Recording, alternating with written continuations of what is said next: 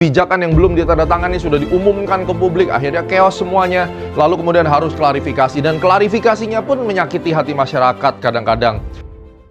Dan mereka akan terus membuat gejolak, dan Indonesia pasti akan sensitif, terutama jika harga minyak kena, ya. Kemudian konsistensi fiskal pemerintah, disiplin anggaran dan efisiensi belanja, reformasi subsidi dan fokus pada prioritas. Ini kan juga disorot nih, masalah borosnya pemerintah, tidak efisien menggunakan dana.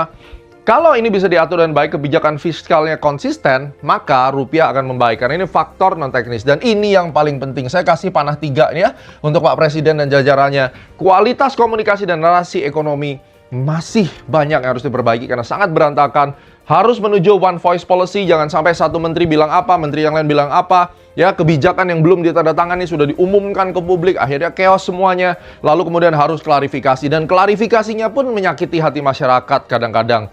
Narasi positif yang berbasis data dan solusi, jangan asal jeplak di media, ya. Dan juga teman-teman media jangan sampai sekedar hanya bikin clickbait, akhirnya bikin chaos masyarakat.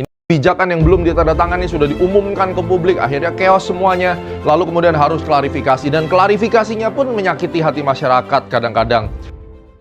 Dan mereka akan terus membuat gejolak, dan Indonesia pasti akan sensitif, terutama jika harga minyak kena, ya. Kemudian konsistensi fiskal pemerintah, disiplin anggaran dan efisiensi belanja, reformasi subsidi dan fokus pada prioritas. Ini kan juga disorot nih, masalah borosnya pemerintah, tidak efisien menggunakan dana.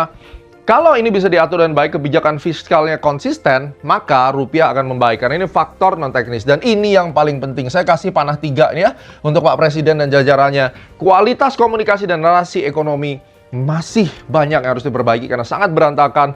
Harus menuju one voice policy, jangan sampai satu menteri bilang apa, menteri yang lain bilang apa. Ya, kebijakan yang belum ditandatangani sudah diumumkan ke publik, akhirnya chaos semuanya. Lalu kemudian harus klarifikasi, dan klarifikasinya pun menyakiti hati masyarakat kadang-kadang.